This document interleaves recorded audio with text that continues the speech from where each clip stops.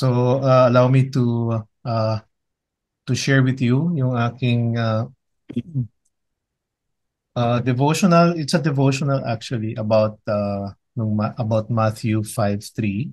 I gave this during the Holy Week. Nagkaroon kami ng devotional time with another group doing a Bible study. Okay. Now, I reused it kasi ano pa rin naman to. I think this is very important that this is uh, at least related, no? So let me relate it to our study on the book of Revelation. Allow me to begin. Okay. Of course, the title is taken from Matthew 5 verse 3. Blessed are the poor in spirit, for theirs is the kingdom of heaven. And this is part, as we know, of a series of blessings, no, na binibigay ni Jesus, which we call the Beatitudes, and it's part of the Sermon on the Mount.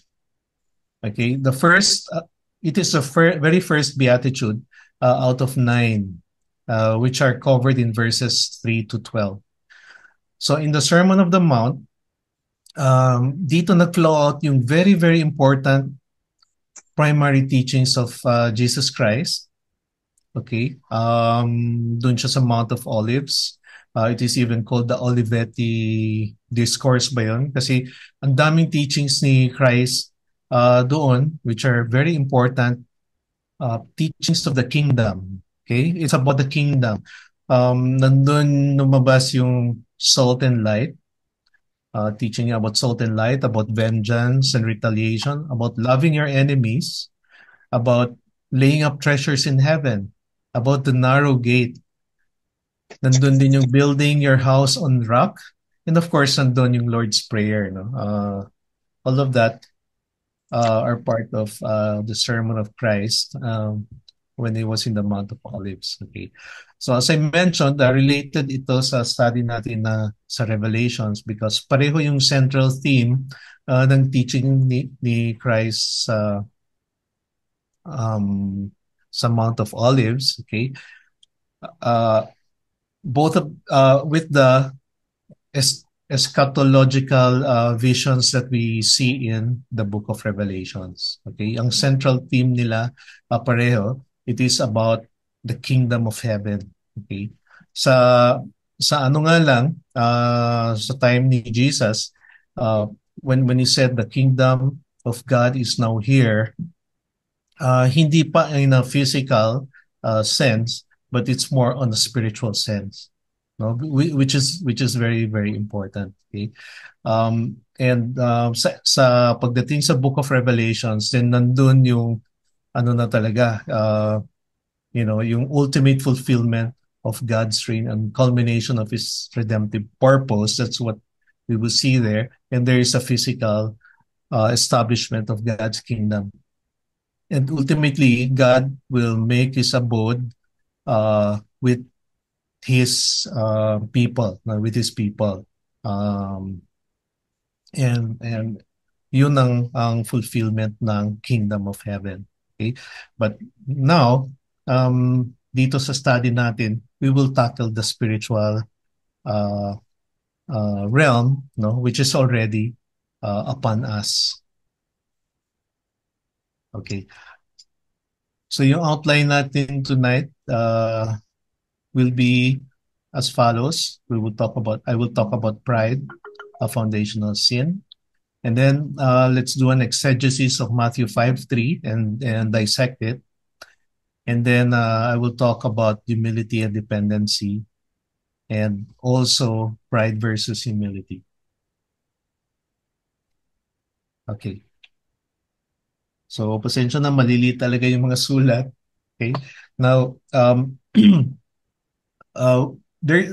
what is shown in the screen is a verse taken from Isaiah, the prophet Isaiah, chapter 14, verse 12 to 14. And it talks about the fall of Lucifer, okay, the fall of Lucifer from heaven, okay, and um, uh, this is the backdrop for the teaching tonight, okay, about that we will tackle sa Matthew 5:3. Sabi kasi dito sa Isaiah 14, talking about Lucifer, no? How you are fallen from heaven, O day star, son of dawn, mga pangalan ni Lucifer. How you are cut down to the ground, you who laid the nations low. You said in your heart, I will ascend to heaven above the stars of God. I will set my throne on high. I will sit on the mount of assembly in the far reaches of the north.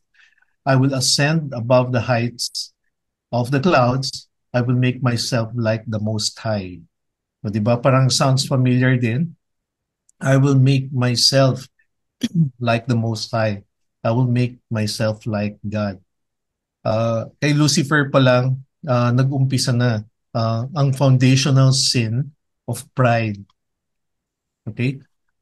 It is one who is um, assuming an attitude, a mindset of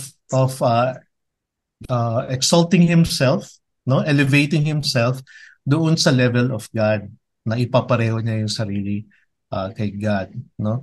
And this really is what the basis and one of the most foundational of sins, no.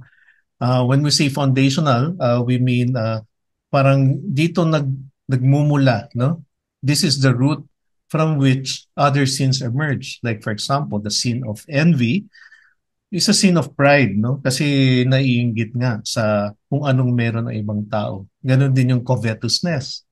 Okay?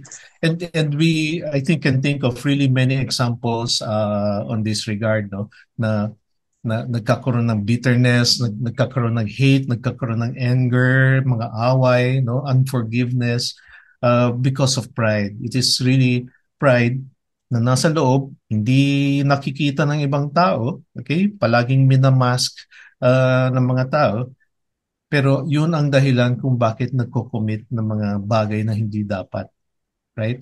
So the Bible associates pride in this context, yung binasa natin about Lucifer's Isaiah, uh, as a rebellion, no? As a rebellion against God. Okay? So the origins of sin natin, no, yung bakit ba napakalaki ng sin ni Adam tsaka ni Eve, so much so that the consequence is really yung very very severe, 'di ba? Parang lahat ng progeny ba yon? Yung lahat ng ang sumunod kay Adam and Eve bears the stain of that sin that was committed by Adam and Eve. Okay? So it is again, once again, just like the fall of Lucifer, a desire in the heart of man to do something in disobedience, no? Hindi sila dapat kumain ng fruit which is from the tree in the middle of the garden as commanded by God.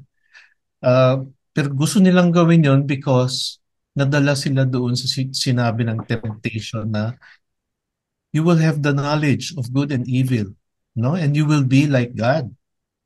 So gusto niya against the command of God, willing magsuway, no, at magrebel against it.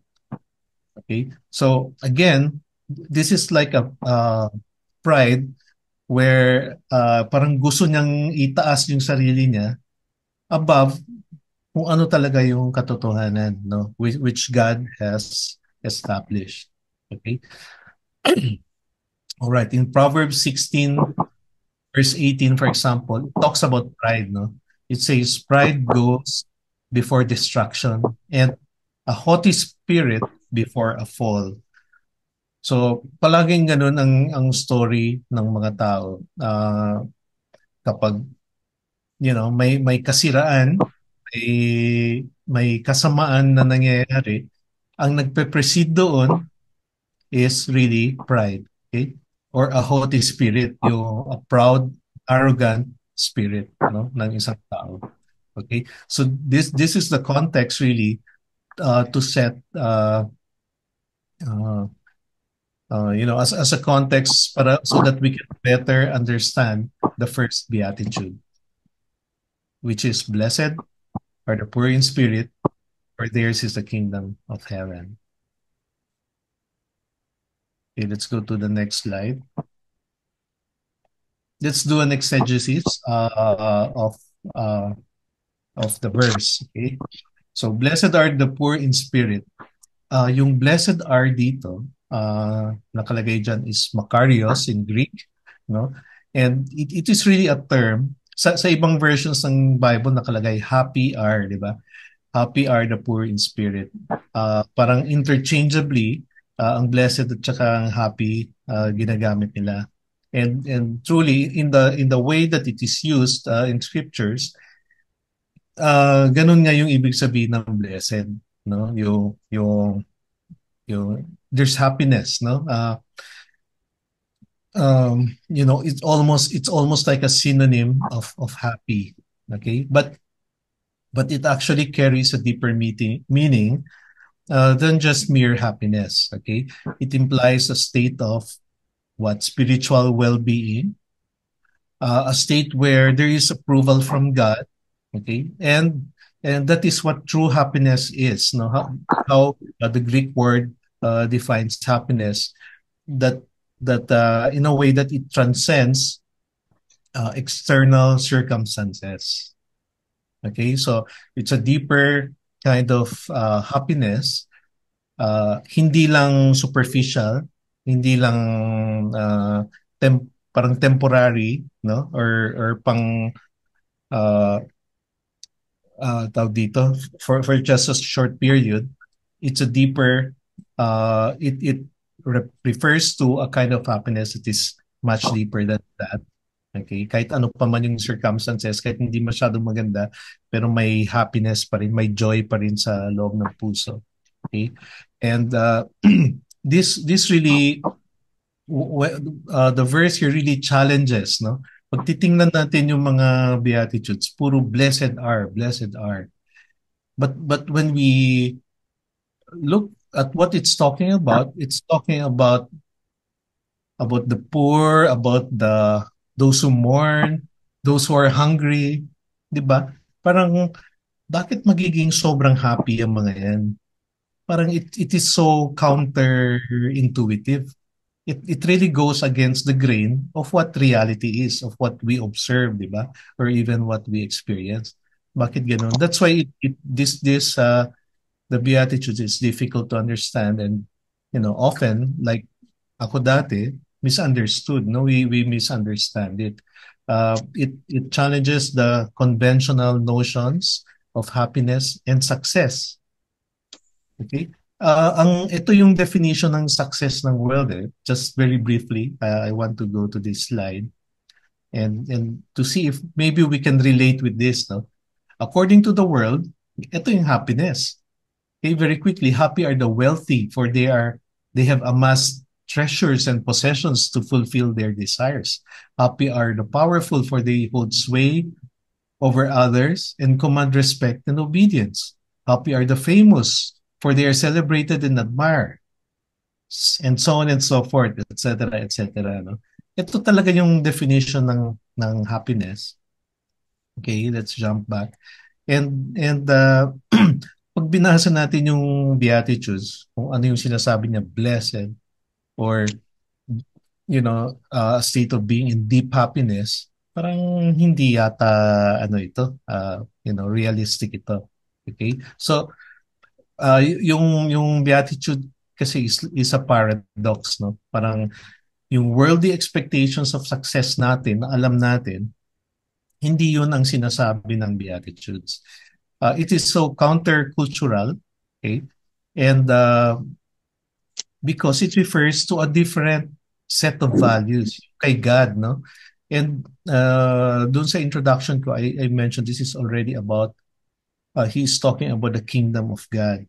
So now we can really, we can expect na ganun nga sa kingdom, no? It is not the normal, or as we know it, happiness or success na alam natin dahil yun ang na-experience natin sa world, no? So this is really very different, no?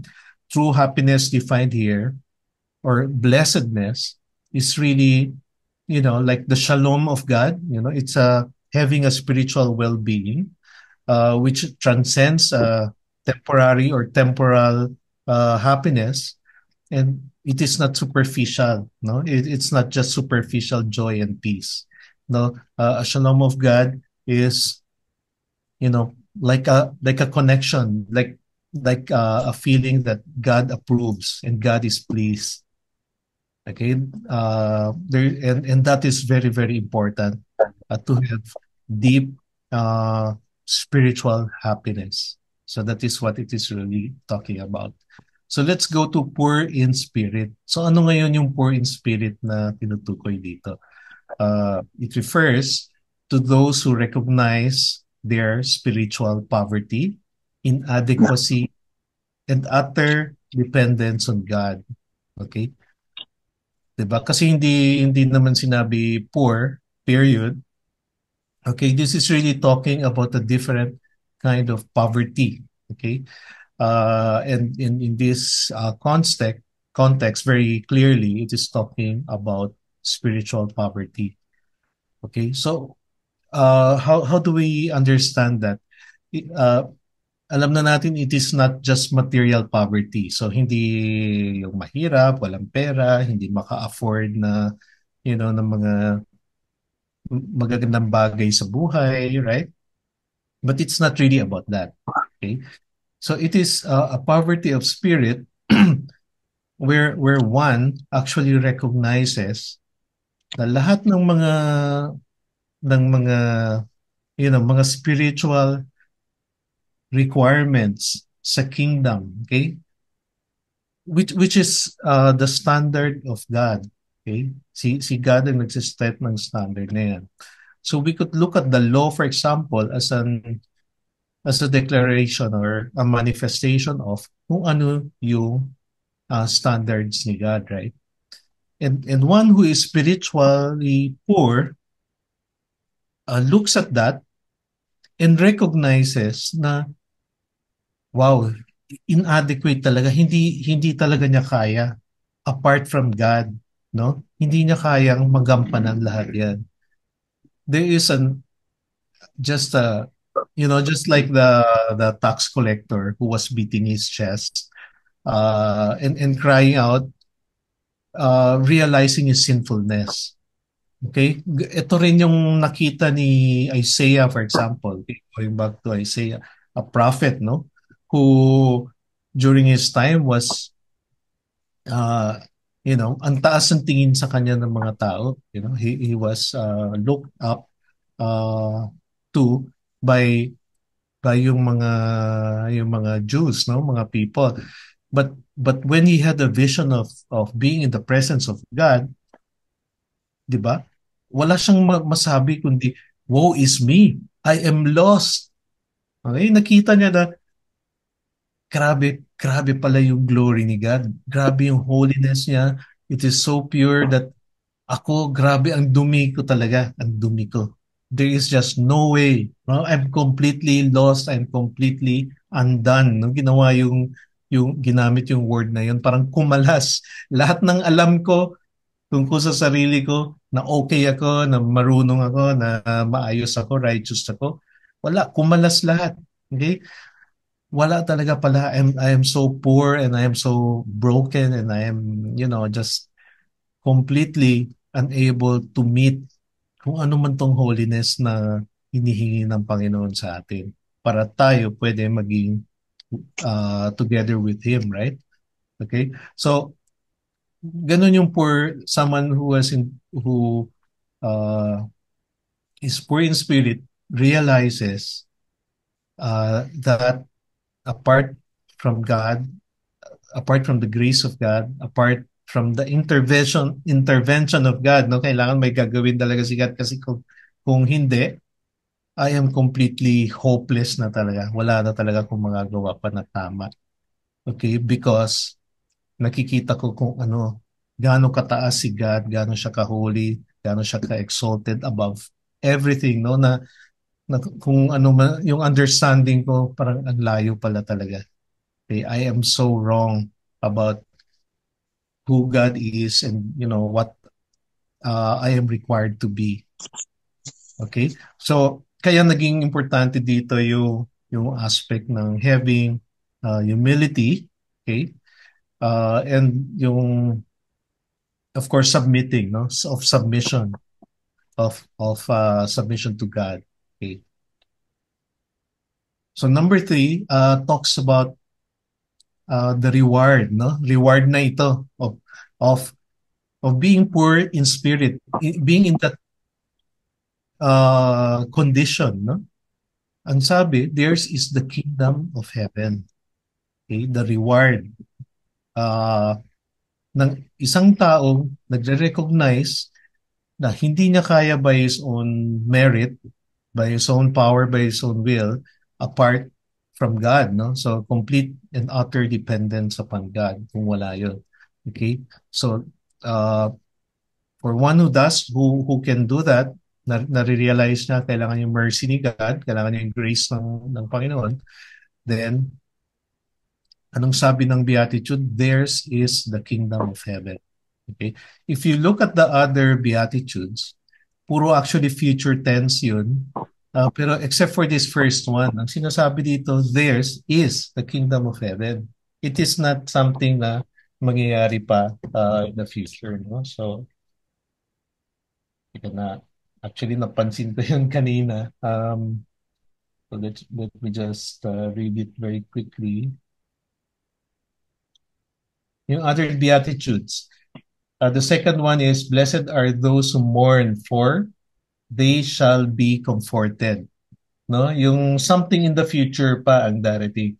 Blessed are the meek, for they shall inherit the earth. The earth. Blessed are those who hunger and thirst for righteousness, for they shall be satisfied. Parang promise pa lang siya, right? Yung merong ibibigay sa kanya. Blessed are the merciful, for they shall receive mercy. Blessed are the pure in heart, for they shall see God. Blessed are the peacemakers, for they shall be called sons of God. And so on. Okay? I guess I suppose you get the point. Sa very first beatitude lang, for theirs is the kingdom. Okay? Na sinasabi niya, the kingdom of heaven is already here. Okay? It is already a present reality. Okay? Yun ang ina-emphasize dito. God's rule, God's presence, and God's salvation is already upon us. Okay? And in acknowledging his spiritual poverty, these individuals are promised what? Inheritance, no? To be part, ownership, to participate in the kingdom of heaven, which is already present, which is already a present reality. Okay?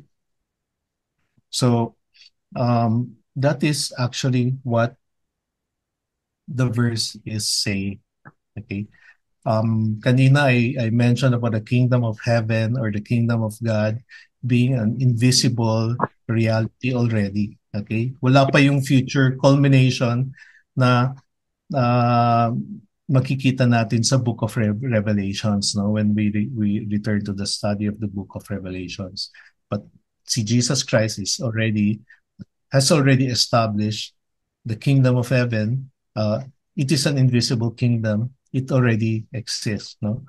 And siguro an important side note lang, if somebody, diba, yung the lost sheep, okay? Ipa-plug in ko yung ating lost sheep. Nagre-rejoice, no? Maraming nagre-rejoice kapag one sinner turns back, okay? Turns to God. And actually, doon sa celebrations na yun, part na rin ang mga believers, no? Parang we already participate in rejoicing, being already members of the kingdom of heaven. Okay? For those who are truly true believers talaga.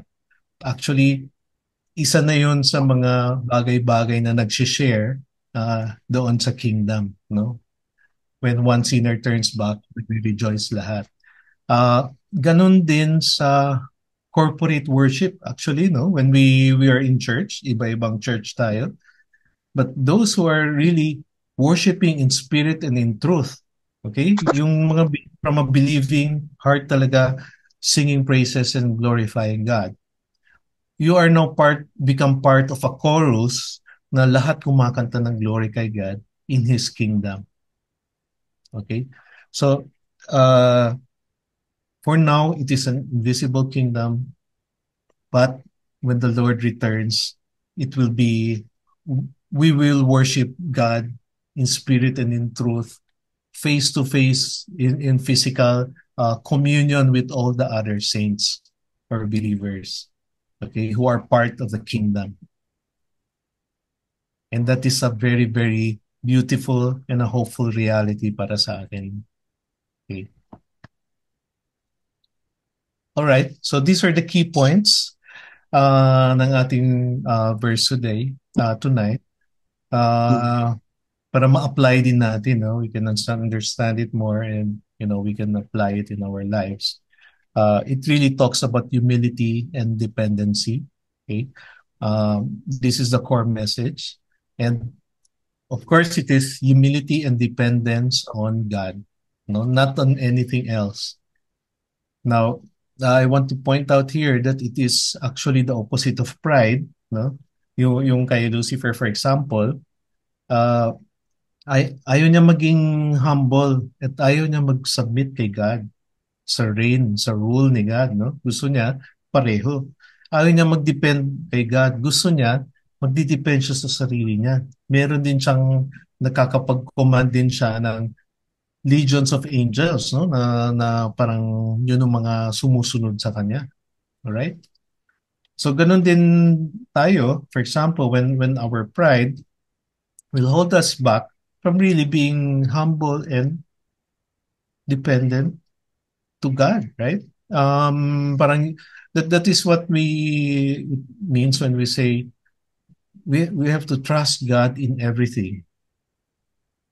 Okay? Yun yung sinasabi ng scripture sa atin, dinideclare din natin yun verbally. Pero pag dumating na yung mga sitwasyon na mabibigat, do we really say, Naku, I will pray about it. I will discern what is the Lord's wisdom and will dito sa situation na yun? Or do we go right away and say, ay, ano ba to? Ito ang dapat kong gawin. Ito ang dapat kong gawin. Gawin ko to, ito. Nakaplanado na lahat. Okay? Yun ba ang ibig sabihin ng trusting in God? Yun ba ang ibig sabihin ng, being humble and then coming to the Lord first and foremost?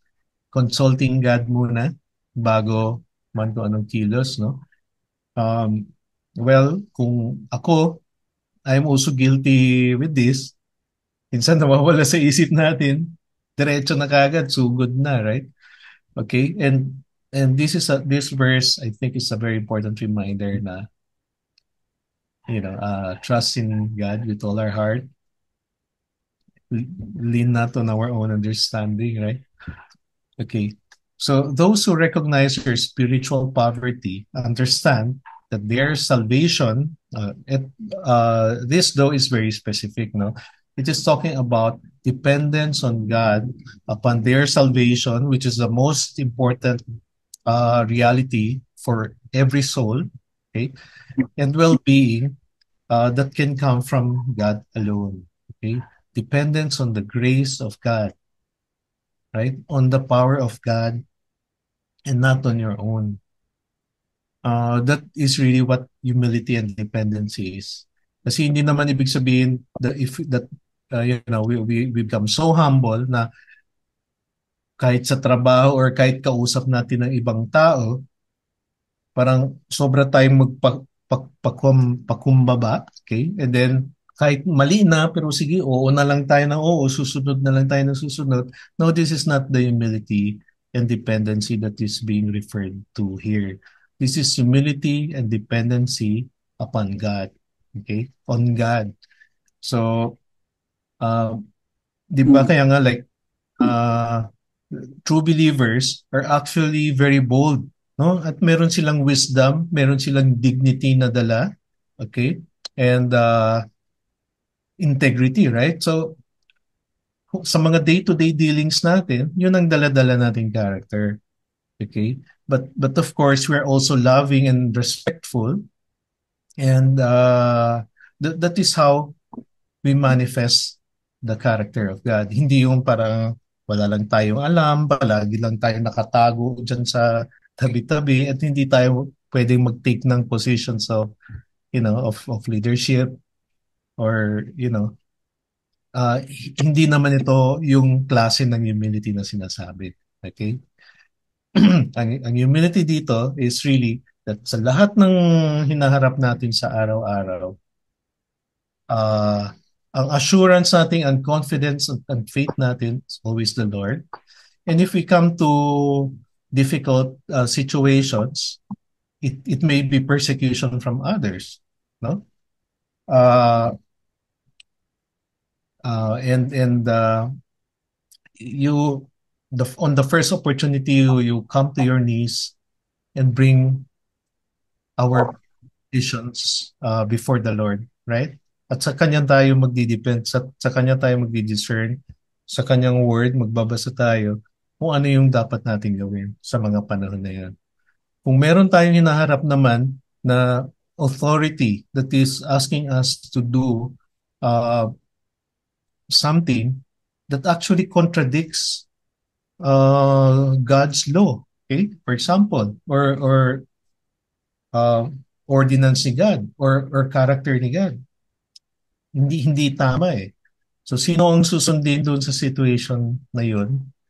God, 'di ba? We obey God before we obey men, right? And 'yun ang humility na tinutukoy dito. It's a humility and dependency kay God first, right? Okay, I just wanted to emphasize that. Yung number two, it is really very contrasting with worldly values.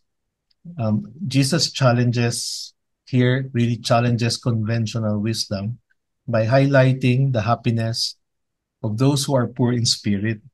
Diba? Parang yung kabaliktaran eh. The world will praise people who are the opposite, not those who are poor in spirit. Bakit ganon? Bakit weakness ang pinupuri? Parang ganon. Okay, in a world that often values self-sufficiency, diba? Strength, self-confidence, self-centeredness, egoism, right? Yun ang Wing, gusto. Wing, Yes, June? uh, can I interject for a while? Very short one lang. To Sige. Baka importante yan, June. sige, yun lang ba? Yung at in my Christian life, bago ako sa faith, yung poor in Oh. spirit, hindi ko nakuha yun. Kala ko it talks about material things. Poor in spirit. Yun, tama Yeah. ka, sinabi mo na humility yun. The absence of pride. That is poor in spirit.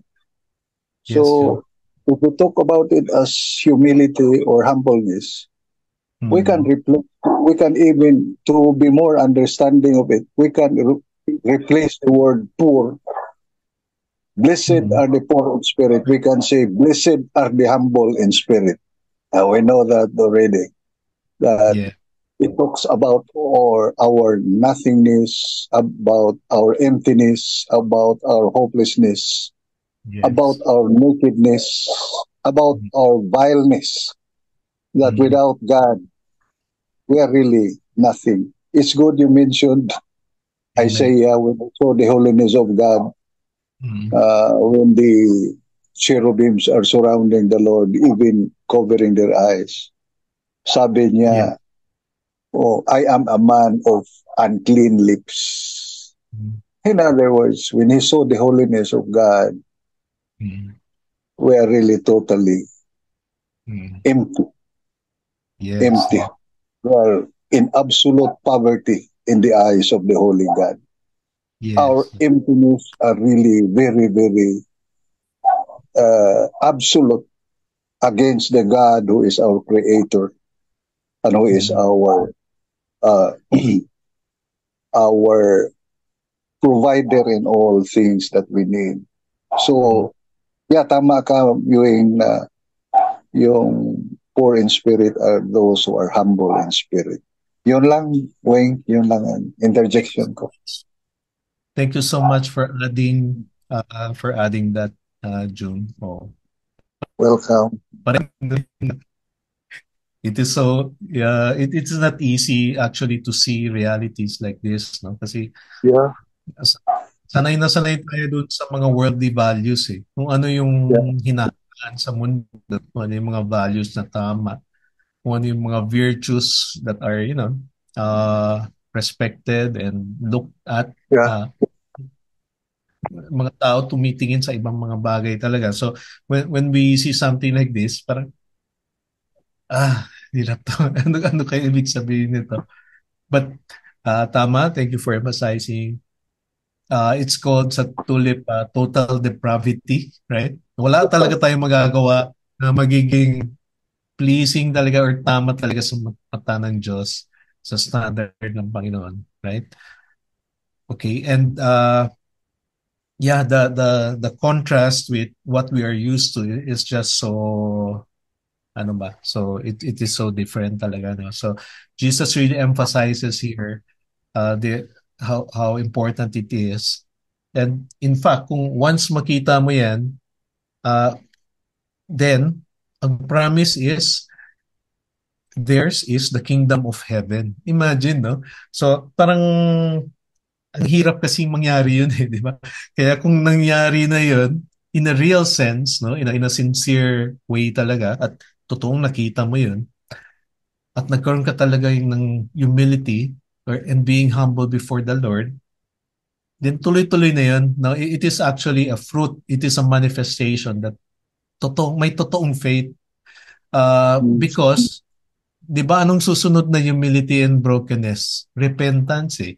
You will really Yeah. come to a repentant faith where alam mo talaga na, Lord, grabe yung mga ginagawa ko. It is so parang ang dumi pala nun, no? Kung sa mata ninyo, akala ko okay yun. Right? Yun ang palagi ang problema. People think that what they are doing is good enough, no? Good enough for them, but pagdating na kay God, that is another story completely, right? And unfortunately, the good enough for us, for men, is not good enough to merit salvation by faith, by grace through faith, right? Hindi pala ganun yun. So that's why it's a very important teaching para sa akin. Okay. And I talk about the kingdom of heaven, okay, number 3, as a present reality. The use of theirs is the kingdom of heaven suggests that the kingdom is not just a future promise, okay? It speaks of the immediate benefits of our relationship with God. Ayan. And what is the most important immediate benefit there? I believe the most important benefit is there is now no condemnation. Diba? Sabi sa Romans, uh, 8. Romans 8. right, Romans 8, 1. no? Very first Oh, verse verse. 1. Verse 1.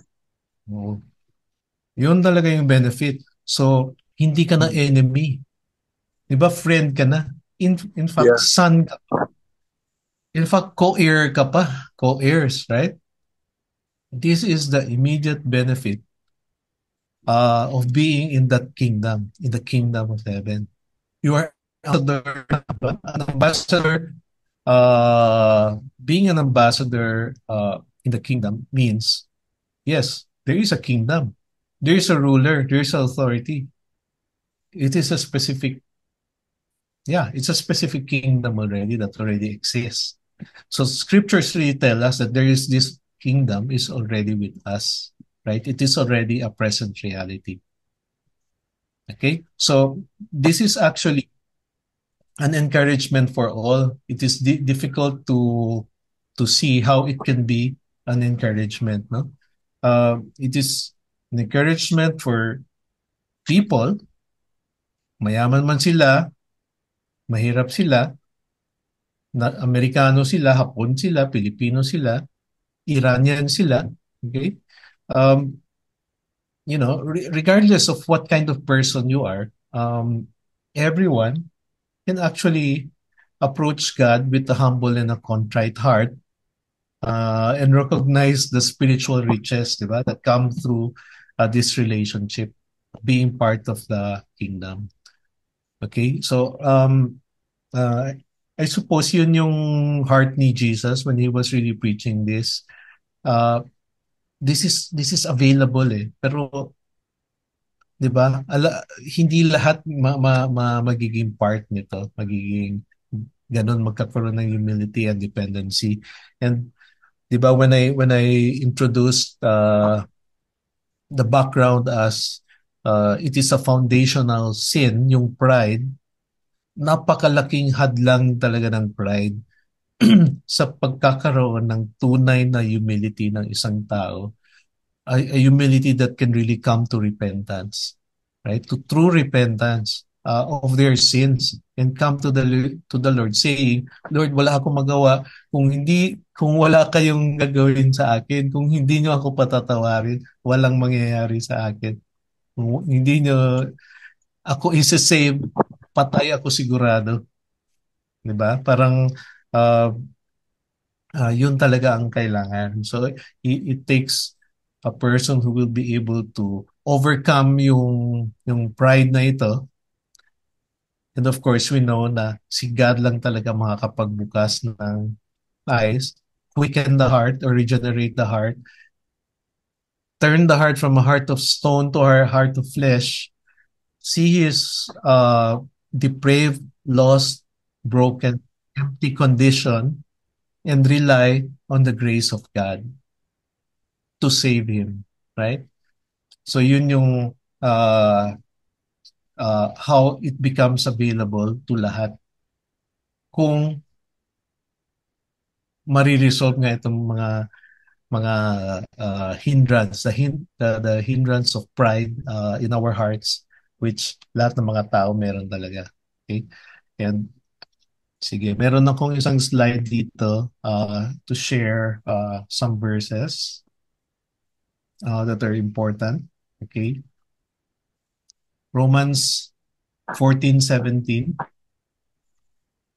Quickly, for the kingdom of God is not a matter of eating and drinking, but of righteousness and peace and joy in the Holy Spirit.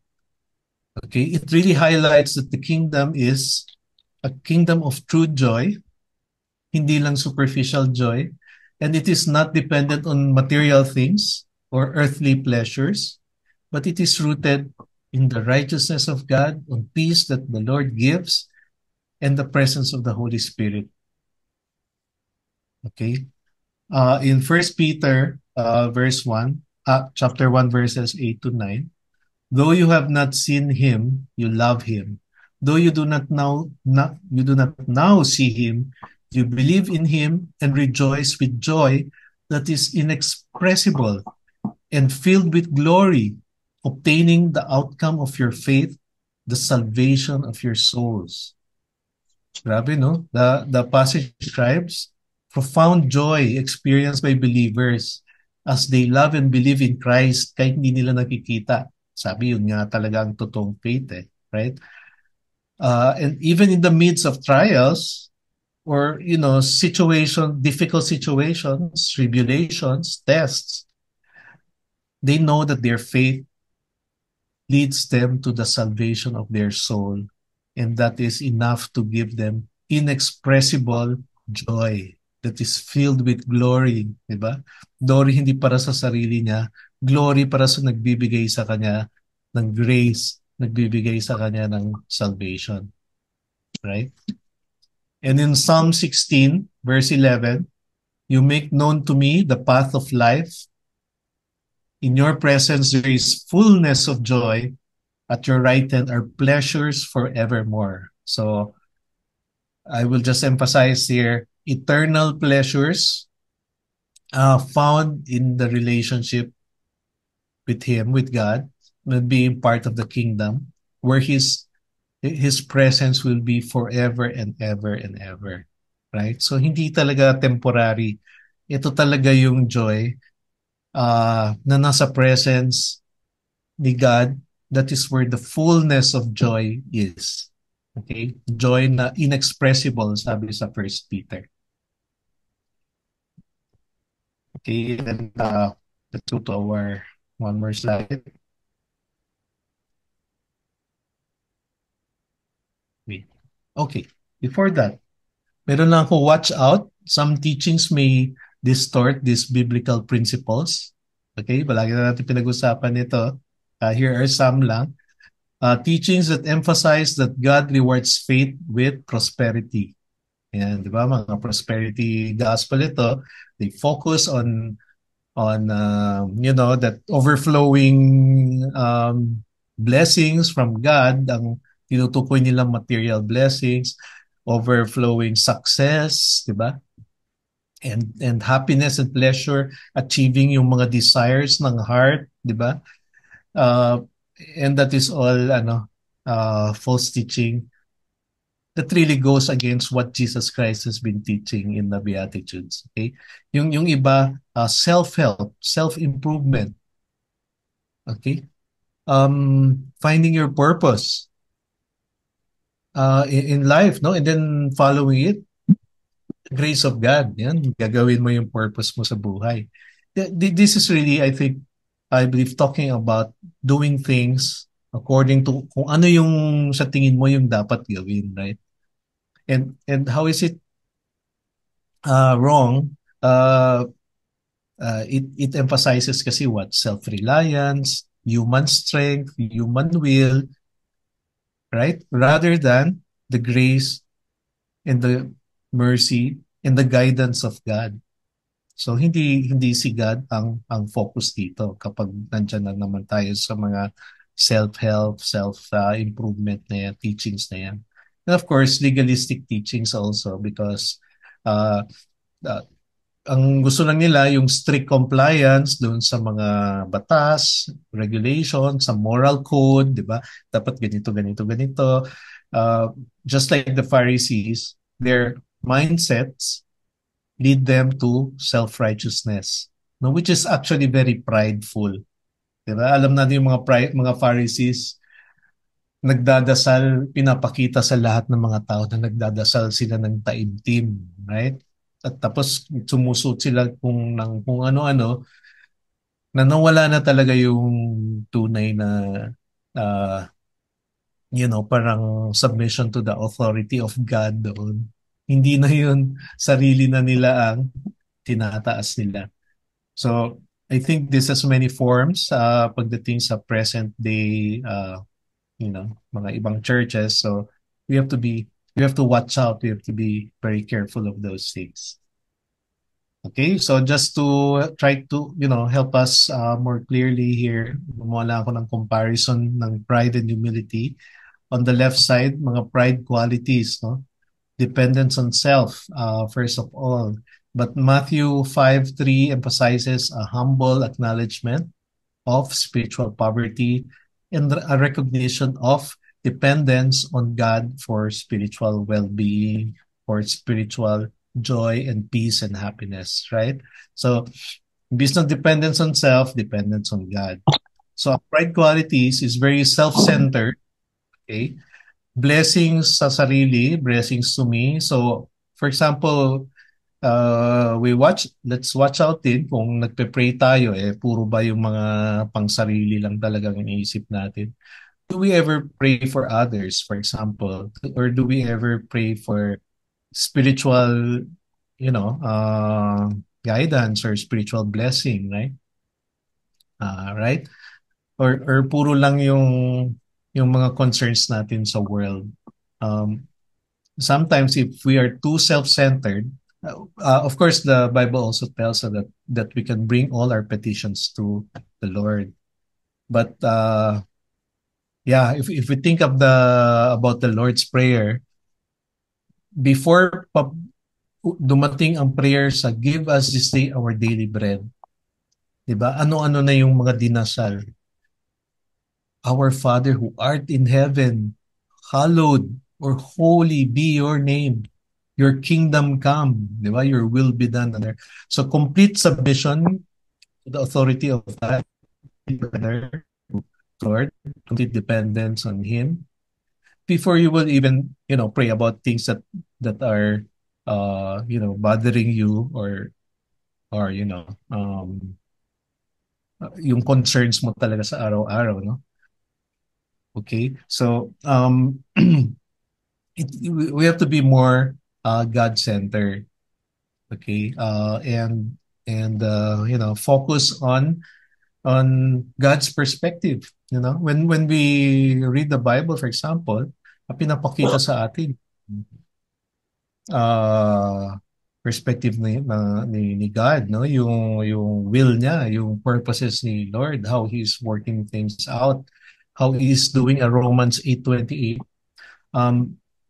Parang yun ang dinidiscern natin, yun ang hinahanap natin. Rather than yung over focusing on yung sitwasyon natin sarili, right? Okay. Now, the third one is rejecting God's authority and rule. Ganon talaga yung pride. Versus receiving God's kingdom. Right? Ang dami talagang rejection sa mga panahon na ito. I really can't believe it, no? Individuals desiring to be their own masters. Kung pwede lang, alisin na nila talaga si God kasi yung dinidictate ni God na standard of good, grabe. Hindi naman yan realistic. Pragmatic tayo in the here and now. Ito yung kailangan. 'Di ba? Ito yung tunay na dapat pinagtutuunan ng pansin, hindi yung mga spiritual ek na yan na wala namang kinalaman sa buhay natin. People just easily just brush that off, no? Brush God aside. Tapos for their own, mga nila, again, indulgence, right? And they want to create their own path. They want to seek their own desires, and so on and so forth. Grabe ang pride. So, but on the other hand, it's really about humility, about being compassionate, okay? Really are, submit, showing talaga parang submission to God's rule and God's presence. Okay? And then, the other things here, judgmental, critical attitude, yung isa is humble and compassionate. Sa pride, sorry. Again, is resisting God's grace and guidance, na relying on their own. But the one who is humble, the one who has wisdom, right? Kasi kay God nanggagaling yun. Yung maturity niya, doon Ano po? nagmumula. Doon napapag... Mobile mo pagkabot? Ganyan. Asan ka niya po? Okay, he is steadfast, right? Kung ano man yung mga na persecutions or mga difficulties nangyari sa kanya, hindi siya natataranta, hindi siya nagpapanik. Okay? Yung iba, pag may nangyaring problema sa buhay, sa opisina ba, or sa relationship ba, or what, hindi na nagpupunta sa church, hindi na sumisipot. Okay? Nakikita namin yan. Sabi pa ng pastor minsan, nagkaanak lang. 'Di ba? Hindi na nag-a-attend ng church. Kasi busy na raw na mag-alaga ng kanyang anak, 'di ba? Malaki na yung anak, ganun pa rin, hindi pa rin nag-a-attend sa church. So, ganun lang yung mga tao. But kailangan ng more maturity, more steadfastness, right? Okay? And truly, one is really cursed kapag nandun siya sa prideful state niya. This is a man who is always bitter, who is always hindi masarap kasama, masyadong ambisyoso, masyadong oportunista, masyadong sarili ang iniisip, di ba? Okay? While the one who is humble in the Lord is simple lang, may peace sa heart niya, masaya siya kahit ano pang pinagdadaanan niya. Right? All right. So, let's see, i-wrap up ko na lang siguro. This is my concluding statement, no? Na i-connect ko siya sa Revelations. Okay. Throughout Revelations, the faithful believers they endured the persecution na that comes with sobrang tinding persecution, sobrang tinding rejection niya ng world, and you know, and but they remain steadfast in their faith. Okay? And doon sa steadfastness na yan, makikita natin that they maintain a humble posture of reliance on God, even in the face of this severe tribulation and adversity. Okay? So these faithful believers are promised the reward of inheriting the kingdom of heaven and sharing the glory of Christ's eternal reign. Okay, and we will see that all throughout the book of Revelations, Revelations chapter 2, verse 10, 3, 21, and of course, chapter 21, verse 7. Sige, pero hindi ko na pupuntahan yun. Alright, so that ends my sharing for tonight.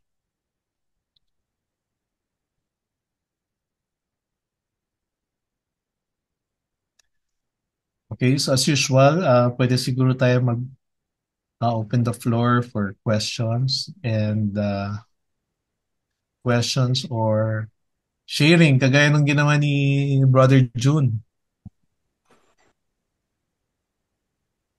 Yeah. Yes, Wang. I just want to say that it's very well explained, and I think it will give a new revelation to a lot of people, including myself, on itong blessed are the poor in spirit. And thank you for that emphasis, because it's not blessed are the poor. It is those who are poor in spirit. Basically, those who sees themselves their true color, baga, in comparison to God. So we are, we should really acknowledge that, because that, like you said, it's the one that leads to repentance. And ultimately, this one single verse is really soteriology. It's a doctrine of salvation, and it all begins there. That until people sees themselves as people who are poor, who has nothing, diba sa tulip, total depraved, we're totally dead. There's nothing we can do about it. Until we see that, then we're lost. So, yeah. Right. I'm just whispering because I'm just using my cell phone. Okay. So, okay. Loud and clear, Mike.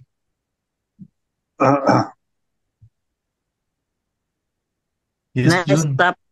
Nice topic, Lisa? Well, it's a nice topic. Remind us of humility. And ano ba ibig sabihin pa niya ng beatitude? What does it mean? I forgot the meaning of beatitude. Well, I also forgot. Ano nga ba? Ano ba ibig sabihin ng beatitude? Nalala ko tuloy sa Catholic, sabi, beatitudes daw. Beatitude. Well, it's nice. The topic is nice. We learn a lot. Thank you, Well. Sige, thank you. Thank you. May question ako, Lowell. Sige, boy. Okay.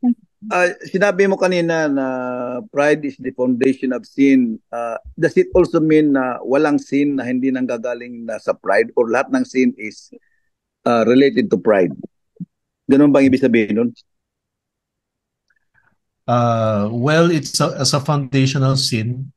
It is the root of many sinful acts. No? As to whether yun lang ba ang I seem to believe so, no? Kasi yun talaga yung nangyari kay Lucifer, yun din nangyari kay Adam. Sayings of Jesus. I mean, let's test this out. Name another sin and let us see kung ang root niya is pride. Name any sin. Anyone? Covetousness. Covetousness is wanting something that is not yours. So it's a pride that you are thinking that it belongs to you, but it's not yours. Okay, another sin.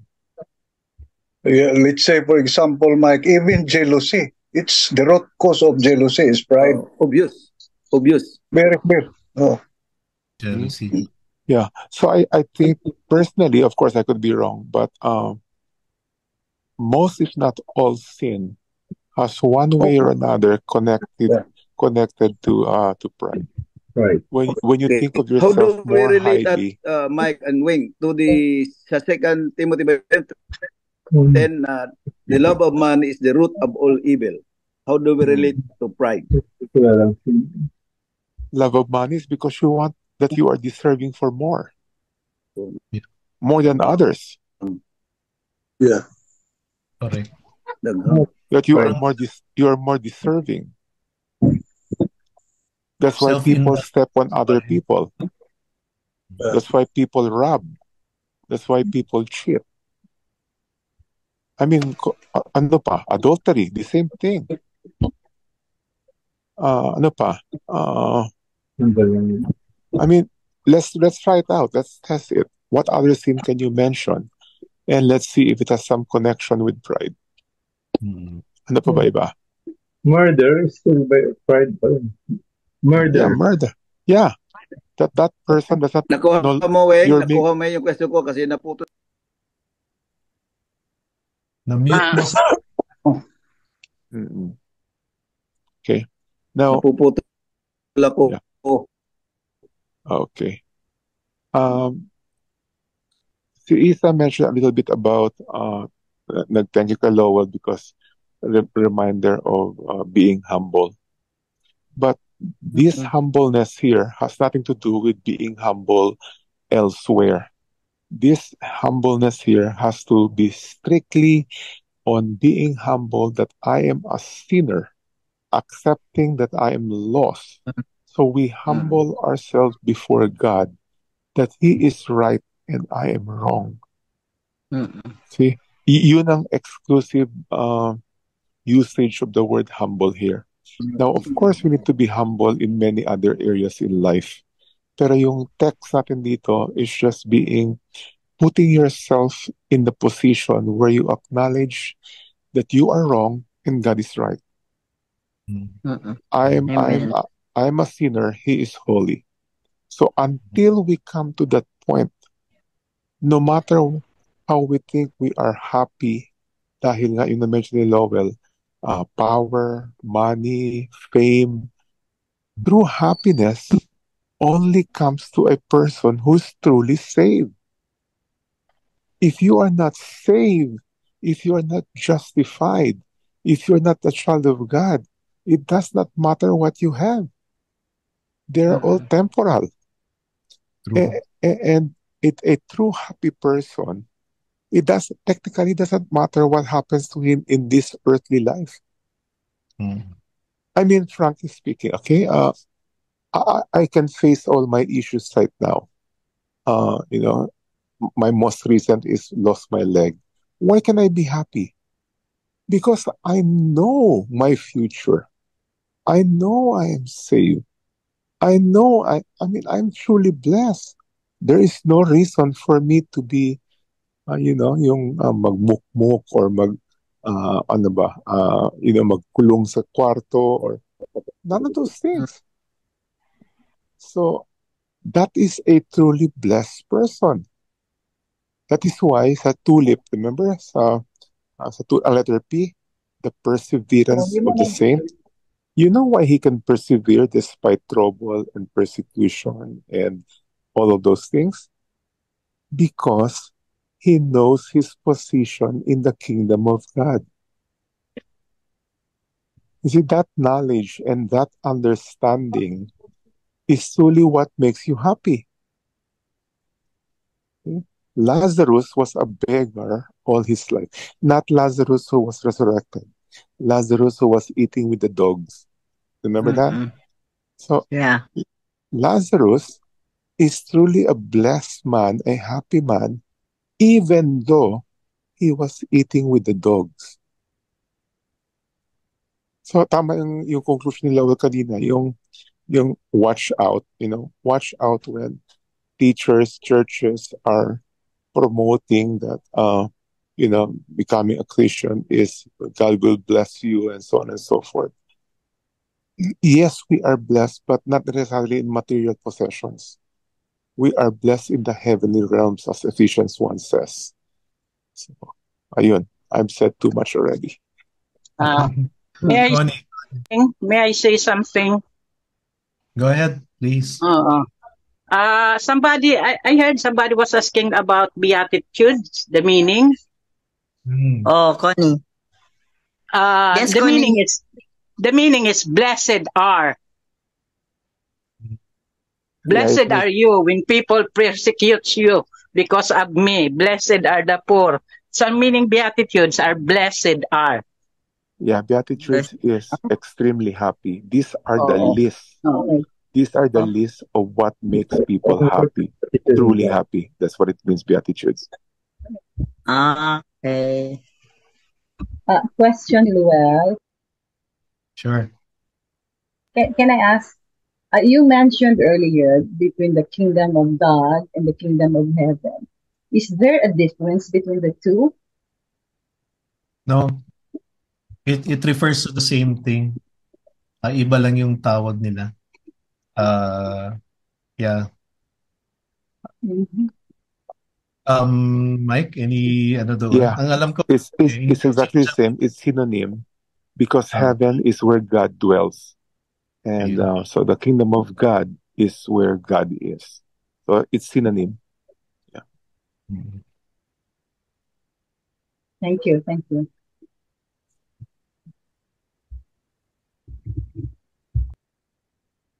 So this is a very good lesson, even for the church people, because not all people in churches or the congregants have really come to a point of seeing themselves as poor in spirit.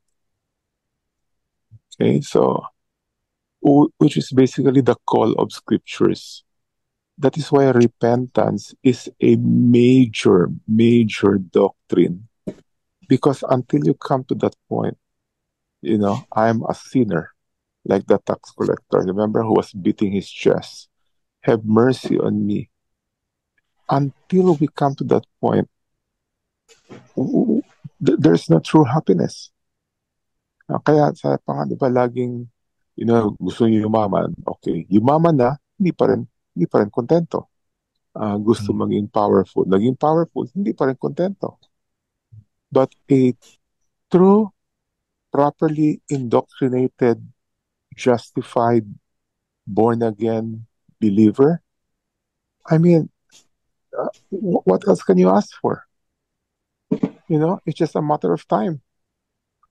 I always say, di ba, paboritong verse ni Danny sa Corinthians, ano ba yan, Dan, na we are all deteriorating. So whether we like it or not, we are all deteriorating. Just look at the mirror. Tumingin ka lang sa salamin. We are all deteriorating. So yeah, I really love this lesson kasi it just strengthens the assurance of the true happiness that awaits us. It's just a matter of time. Just a matter of time. So, ayun. Wow. So, tama. Weng? Yes, Danny. Make a comment also. Yung isa sa attributes na realization natin is when we realize that we are spiritually bankrupt. Talagang zero. We cannot boast of anything. So, until we realize that we are bankrupt, spiritual, we have nothing to boast talaga. Wala tayong... Isn't that interesting, Dan? It is when we realize that we are bankrupt is the time when we become truly happy. Isn't that interesting? Other way around. Paradox. Oo. right? Yeah. Mhm. Yeah, and it happens, it continues to happen, no? Yung siguro yung dadagdag ko dun.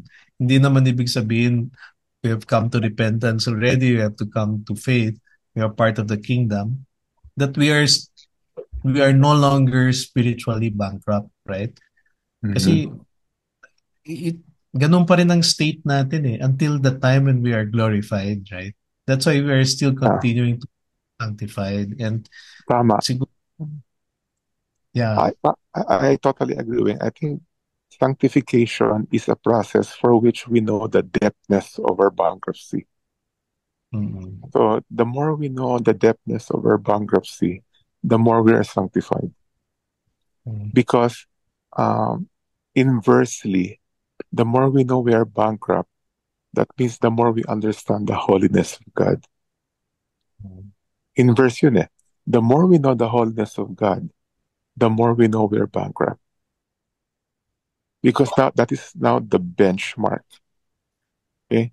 If other people are our benchmark, we will always find people who are worse than us. And so we will think that, okay naman ako eh. Nag-church naman ako eh. Siya, hindi nga siya nag-church eh. So, if that is the comparison, then, yun nga, very low yung standard.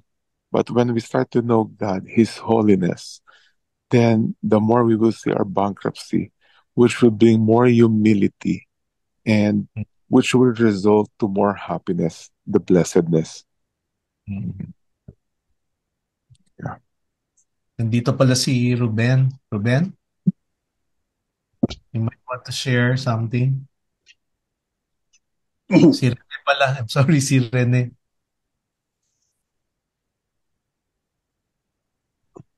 Ruben. Good evening. Do you think there is anything between pride and humility? Difference. Between Pride and humility. Difference. No. Is there anything in between or between? Siguro yung sagot ko dyan, ganito eh. It's either you're God-centered or you are not. Okay. So there is nothing in between. Nothing. Yeah. There are many degrees there, but all of those are not the true humility, which is complete dependence on God. Yeah. Mm-hmm. At the same time, Brad Wing, in James 4:6, chapter 4, verse 6, the word of God is very clear. God opposes the proud, but gives grace to the humble. That is two things that is very much opposite to each other. Yes. When you have pride, when you are humble, totally humble, then you pride is nothing in you. And pride is the thing that God hates. And like yung sinabi mo na si Satan, yeah, correct. Satan, the book of Hebrews chapter 2 verse 10 is very clear. Everything belongs to God, and all things are created by His power. Everything has been created by God, belongs to God. No one else can claim to be above God except Satan because of his pride, except Lucifer, because of his pride. In other words, he wants to be above God, and all sins that is being committed by man is being sourced by the sin pride. That's it. That's why he was casted out of the heavens. Pride. Very, very clear. Yeah, I'd like to... Lucifer knew that God is his creator himself. Correct. But because of that pride, the one who created him, he wants God to submit to him. The evilest deed that man could do is pride.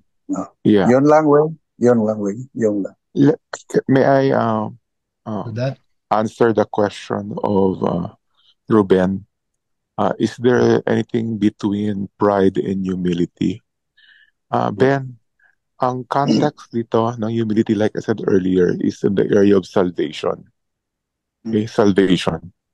So a person must have to come to a 100% conclusion that it is all the work of God, and that I'm a sinner, and that I'm on my way to hell, and without His grace, I can never be saved. So, in that sense, there is no gray area. It's either you are prideful, thinking that you can somehow save yourself, or think that you are doing okay. That's the one side. And the other side is, God is right. I'm wrong. I'm evil. I'm a sinner. So, yeah, in my assessment, in that sense, there is nothing in between humility and pride. Okay? Yeah. Yeah. May maraming Christians din nagsasabi na believe, diba? Just believe. Believe in Christ that He died for your sins. Actually, what they're trying to say also is that yun yung participation ng tao. You know? That's what we have to do. We have to believe it.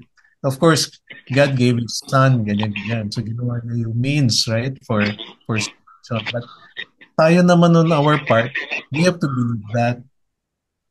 Okay, so I think it is very important to see that ano yun eh, what they're actually trying to do is putting a certain percentage of work as being part of the salvation work, right?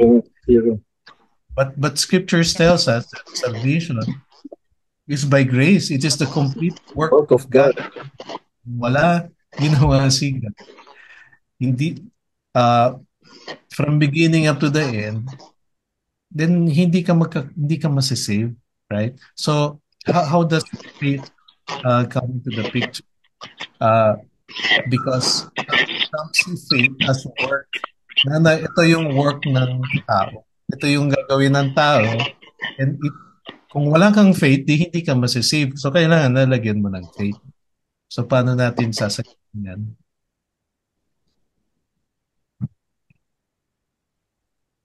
Mahirap sagutin yan. Okay, Ben. Is that clear, Ben? Very okay. You know, that is really the issue of Catholicism. When they will say, have faith in God, of course we agree. But then they add works to it. And that works is pride. Hindi kay bali, ba't kasi siya nagpapakilala? Alam man pag sinuano nito. Ato din ay kung likod dito mga... Yeah. Okay. All right.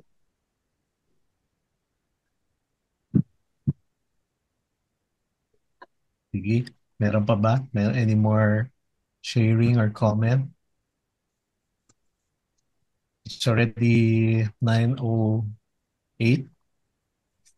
Yeah. Close. Okay. Close na tayo. Okay. I'll close in prayer na lang. Sino yung susunod pala no next Saturday? We have not decided on it yet. Not yet. Yeah. All right. Let's thank the Lord for our session tonight. Father God, be humbled, Lord, by the realizations that we and the wisdom that we gave tonight. coming from your word, O Lord God. Blessed are the poor in spirit, for theirs is the kingdom of heaven. Father, we are so amazed that it is truly by grace, O Lord God, that we are saved, O Lord, and therefore we can experience true joy and true peace and true happiness, O Lord God. Something that is so difficult to express, O Lord God, because it is so unbelievable, Lord. It is so amazing, Father God, to know that we are part of the kingdom, that there is now no condemnation, and that we are sons and daughters and co-heirs in the kingdom. Father God, it is our only proper response is humility, gratefulness, independence to you, O Lord God, for this glorious salvation or redemption that only you can give. Father, we thank you and honor and exalt you, Lord, for this and for the clarity that it was brought by the illumination of the Holy Spirit, O Lord God.